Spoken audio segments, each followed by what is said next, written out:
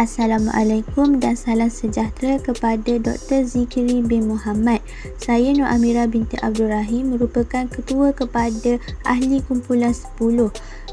Saya dan juga rakan saya Nur Ashikin dan juga Nurul Ain Syafiqah. Hari ini saya akan membentangkan mengenai tajuk isu kesihatan mental terhadap komuniti bandar. Sejak sedekad yang lalu, negara Malaysia sedang mengalami pembandaran pesat dengan 77.2% penduduk tertumpu di kawasan bandar pada tahun lepas, memandangkan penduduk luar bandar memilih untuk tinggal di bandar atas pelbagai sebab. Corak pertumbuhan ini dijangka meningkat. Menurut Abdullah 2021 berpendapat, salah satu kebimbangan utama yang berkaitan dengan pembandaran ialah kesan negatif yang dikenakan ke atas status kesihatan mental penduduk bandar. Kesan kesihatan mental yang ditemui dalam populasi bandar termasuk kemurungan, kebimbangan dan tekanan. Kesihatan mental boleh merujuk kepada keadaan kebahagiaan di mana setiap orang menyedari potensi mereka, mampu mengatasi tekanan kehidupan normal, mampu bekerja dengan cekap dan mampu menyumbang kepada komuniti mereka sendiri. Kesihatan mental adalah satu keadaan yang sejahtera. Dalam keadaan ini, individu sedar akan kebolehan diri, boleh menangani tekanan dengan baik, boleh bekerja dengan berkesan dan boleh menyumbang kepada masyarakat. Ini bermakna kesihatan mental adalah asas kesejahteraan diri dan keupayaan masyarakat untuk berfungsi dengan berkesan. Menerusi perbincangan tentang kesihatan terhadap komuniti bandar, terdapat banyak isu dan masalah yang dihadapi. Pada waktu yang sama, di pihak media massa, isu-isu dan permasalahan ini sering menjadi laporan dan bahan berita. Hal ini disebabkan oleh segelintir artis-artis terkenal antarabangsa seperti Korea Selatan, Jepun, Amerika Syarikat dan juga Thailand telah digemparkan dengan berita bunuh diri. Walaupun mereka menggunakan senyuman, nyanyian dan persembahan untuk menghiburkan peminat mereka, sedangkan mereka bergelut dengan kemurungan hingga menamatkan nyawa mereka.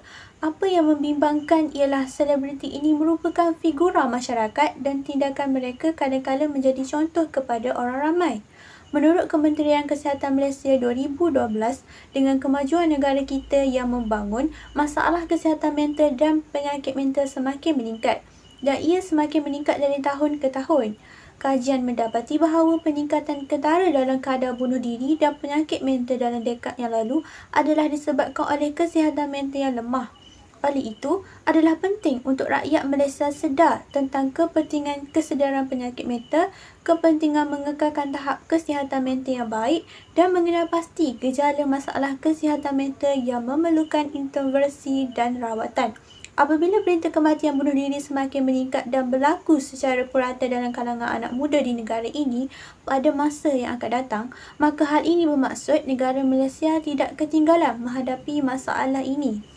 Dalam sorotan literatur, kita akan membicarakan faktor yang menyumbangkan masalah mental. Faktor yang pertama adalah faktor persekitaran. Faktor ini mengambil kira persekitaran sekeliling seseorang seperti kawasan, tempat kerja dan rakan-rakan. Hubungan dengan orang di sekeliling kita seperti kawan boleh menjadi faktor masalah psikologi. Sebagai contoh, bergaduh, cemburu atau ditipu oleh rakan sendiri. Situasi ini sering berlaku dalam kalangan remaja, terutamanya apabila terdapat tekanan daripada rakan sebaya. Faktor yang kedua adalah faktor pekerjaan, iaitu tekanan di tempat kerja. Hal ini tercetus apabila perlu menyelesaikan tugasan dalam masa tertentu, memenuhi matlamat bulanan dan juga tahunan. Oleh itu, individu akan merasa terbeban dengan pekerjaan dan kurang berminat dengan pekerjaan tersebut. Tambahan pula, bagi yang tidak bernasib baik mungkin perlu berhadapan dengan majikan yang garang. Contohnya, majikan yang tidak memahami pekerja dan tidak peduli akan keperluan emosi pekerja. Situasi ini sering menyumbang kepada masalah kemurungan, terutamanya dalam pekerjaan yang memerlukan banyak masa dan juga tenaga. Selain itu, keluarga juga boleh menyumbang kepada masalah mental. Telah didapati bahawa orang yang mempunyai masalah keluarga iaitu ibu bapa sering bertengkar di rumah dan keluarga yang mempunyai masalah perceraian sering mengalami tekanan. Di samping itu, faktor pendidikan juga mempengaruhi kesihatan mental individu. Tahap pendidikan seseorang juga boleh menyebabkan masalah psikologi. Orang yang tidak berpendidikan atau tahap pendidikan rendah, 15 hingga 16% mempunyai masalah psikologi yang lebih tinggi. Negara maju yang mempengaruhi kesihatan mental penduduk. Kebiasaannya dialami oleh komuniti bandar, khususnya yang padat penduduk berbanding di kawasan lebih hijau atau luar bandar. Contoh terdekat dengan kita adalah Singapura yang menduduki tangga teratas bandar paling mahal untuk hidup di dunia. Saiz kecil tidak menghalang kemajuan dan kemodenan sesebuah bandar. Majoriti penduduk Singapura tinggal di kawasan bangunan bertingkat yang telah dirancang oleh perancang bandar supaya dapat menjimatkan ruang dan memaksimumkan penggunaan. Selain itu, pelajar sekolah terpaksa membayar harga mahal untuk kemajuan dan pembangunan yang mereka nikmati. Sehubungan dengan itu, perancangan sesebuah bandar juga dapat memberikan impak kepada kesihatan mental penduduk bandar. Hal ini dikatakan demikian kerana kajian berskala besar menunjukkan bahawa tinggal di bandar boleh membahayakan kesihatan individu. Setiap reka bentuk bandar yang lemah boleh juga menyebabkan aktiviti fizikal berkurangan yang merupakan faktor masalah berat badan, obesiti dan kanser. Pada waktu yang sama, kehidupan bandar boleh membawa kepada kesihatan mental yang buruk. Biasanya ada lebih sedikit ruang hijau dan lebih sedikit ruang bagi orang ramai untuk pergi. Tahap tekanan hidup akan meningkat apabila terdapat kepadatan perumahan yang lebih tinggi, bangunan bertingkat tinggi dan anjing menyalak di kawasan perumahan. Seterusnya, kehadiran pandemik COVID-19 juga telah meningkatkan masalah kesihatan mental terhadap komuniti bandar. Menurut Abdullah, 2021, tekanan berkaitan COVID-19 seperti kehilangan pendapatan dan kehilangan pekerjaan yang sebenar atau akan datang, pembelian panik, sekatan gaya hidup dan perubahan penginapan semasa COVID-19. Lebih membimbangkan penduduk bandar lagi apabila pasangan suami isteri kehilangan pekerjaan serentak. Oleh hal yang demikian, berlakunya tekanan, kemurungan dan kebimbangan untuk meneruskan kelangsungan kehidupan. Sebagai contoh, berlakunya masalah kos sara hidup kerana komuniti di bandar memerlukan kos sara hidup yang lebih tinggi berbanding di luar bandar. Selain itu, perbuatan berulang-alik dari tempat kerja atau sebagainya juga boleh meninggalkan kesan kepada kesihatan mental, terutamanya perjalanan jarak jauh yang mempunyai pelbagai kesan negatif kepada kesihatan mental, terutamanya apabila berulang-alik melebihi 30 minit. Hal ini kerana pendedahan kepada bunyi bising, orang ramai, lalu lintas yang tidak dapat diramalkan dan kesesakan lalu lintas semasa berulang-alik di bandar boleh menyebabkan tekanan, kebimbangan, permusuhan, pencerobohan dan emosi negatif. Kaedah kajian merupakan perkara asas bagi penyelidik mendapatkan data yang diperlukan untuk mencapai matlamat penyelidikan. Kaedah yang pertama adalah merupakan tinjauan soal selidik menggunakan skala tekanan kemurungan dan kebimbangan. Hal ini kerana untuk pengumpulan data sekunder dan pemerhatian lapangan. Keduanya, kajian literatur dan kajian kritikal tambahan telah dijalankan dalam bidang perancangan bandar dan kesihatan mental dengan fokus pada penyelidikan terkini mengenai pengaruh COVID-19 terhadap transformasi sosial dan ruang bandar serta pengaruhnya terhadap kesihatan mental dan kesejahteraan. Ketiganya menggunakan kaedah kajian melalui rangka kerja bandar mesra kesihatan mental. Menggunakan rangka kerja ini, penyelidik membuat tinjauan belia dari 5 bandar pada awal pandemik COVID-19. Keempat, penyelidik menggunakan pendekatan empirikal dan teori dalam literatur. Penyelidik menggunakan pangkalan data WOS sebagai kajian kes. Metodologi berdasarkan analisis bibliometrik dicadangkan untuk mengkaji elemen persekitaran terbina yang memberi kesan kepada kesejahteraan mental dalam penyelidikan antara 1975 dan 2020. Seterusnya, kaedah analisis kandungan kualitatif yang memfokuskan kepada menyemak dan merumuskan literatur seperti makalah, jurnal, artikel dan buku yang berkaitan dengan urbanisasi dan kesihatan mental. Akhir sekali, menggunakan data panel untuk meneroka 3 hipotesis berbeza tentang cara berpindah ke kawasan yang lebih hijau atau kurang hijau boleh menjejaskan kesihatan mental dari semasa ke semasa. Hasil kajian menunjukkan kepadatan dan penggunaan tanah boleh menyebabkan gangguan mental.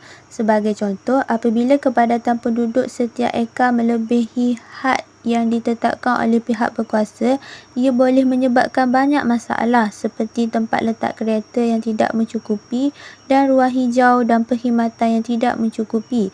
Selain itu, jenis guna tanah yang penting berkaitan dengan teori Maslow ialah tentang keselamatan dan keselamatan yang membuatkan penduduk berasa selamat dan mengetahui bahawa mereka akan dijaga oleh pelbagai kemudahan yang disediakan seperti balai polis, balai bomba dan juga klinik. Menurut penemuan Abdullah 2021, kajian mendapati bahawa 23.9% daripada responden mengalami gejala kemurungan, 41.7% mempunyai gejala kebimbangan dan 19.9% mengalami kemurungan disertai dengan gejala kebimbangan komorbid.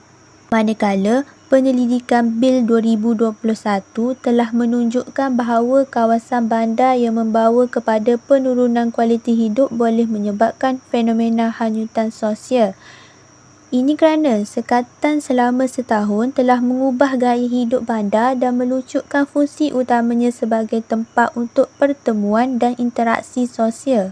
Ianya juga disokong oleh penemuan Sinha 2020 bahawa COVID-19 dan langkah-langkah kawalan ketat yang berhasil telah meningkatkan pengasingan sosial, kesepian dan kekerasan dalam rumah tangga dan menciptakan perasaan tidak pasti, takut, ragu-ragu dan putus asa. Selain itu, penemuan kajian Callahan 2020 menunjukkan kepentingan ruang hijau bandar di negara Eropah. Ireland ialah satu negara di mana inisiatif alam sekitar sedemikian boleh membawa kepada peningkatan dalam kesihatan mental dan kesejahteraan penduduk bandar.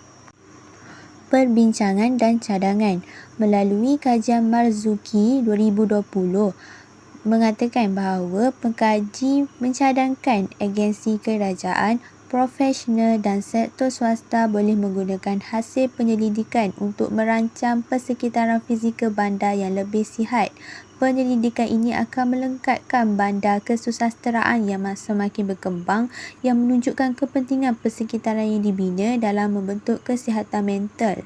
Berdasarkan Berita Harian 2021, ruang hijau bandar adalah lanskap wajib dalam struktur bandar yang menyediakan persekitaran semula jadi dan mempercepatkan peristiwa kehidupan yang lain.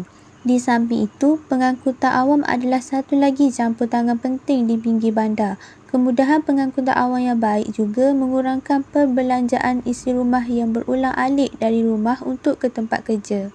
Menurut Menculini 2021, bagi mencapai matlamat pembangunan lestari, pendekatan pelbagai disiplin diperlukan, melibatkan profesional yang bekerja dalam kesihatan awam dan pakar dalam pelbagai bidang perubatan serta sosiologi, kejuruteraan, seni bina dan sains alam sekitar.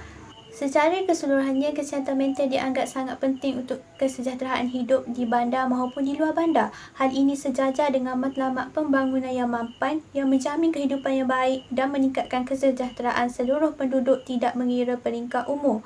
Menerusi artikel yang dikaji, penyelidik mengemukakan isu kesihatan mental di komuniti bandar yang mana kurangnya kawasan bandar hijau. Justru itu, kerajaan yang membuat perancangan pembangunan perlulah memasukkan elemen-elemen hijau yang meningkatkan kelestarian kepada alam sekitar. Sebagai contoh, di kawasan terancang seperti Putrajaya, walaupun terdapat banyak bangunan-bangunan yang tinggi dibina, namun sesetengah kawasan tersebut haruslah dibiarkan hijau dengan adanya tanaman, pokok-pokok, sungai, tasik dan sebagainya. Ringkasnya, di peringkat Malaysia dan juga dunia mengakui bahawa perancangan bandar hijau ini sangat penting demi menjaga alam sekitar supaya tidak terancang ataupun musnah akibat kerakusan membina bangunan-bangunan, permis-permis baharu dan sebagainya. Secara kesimpulannya, dalam membuat perancangan oleh pihak berkuasa tempatan, penlibatan daripada orang awam adalah sangat penting. Sebagai contoh, membuat perancangan di suatu kawasan seperti membina kawasan kilang, perumahan, penempatan rumah, ibadat dan permis-permis perniagaan, pihak berkuasa sepatutnya mengambil idea atau cadangan daripada orang awam kerana mereka telah lama berada di sesuatu kawasan tersebut. Justru itu, mereka lebih tahu berkaitan geografi, kesan alam sekitar dan sebagainya. Pada masa ini, dengan kemajuan teknologi dan sumber maklumat yang begitu cepat, rakyat lebih aktif dalam memberikan cadangan untuk penambahbaikan dan pihak berkuasa seharusnya mengambil semua pandangan-pandangan yang diberikan oleh orang awam untuk menyelesaikan masalah. Melalui kajian ini, diharapkan dapat memberikan kesedaran kepada komuniti bahawa pentingnya menjaga kesihatan mental dan perancang bandar haruslah memainkan peranan yang penting supaya dapat mewujudkan persekitaran yang lebih selesa dan membina bandar hijau di kawasan perumahan dan tempat kerja. Sekian, terima kasih.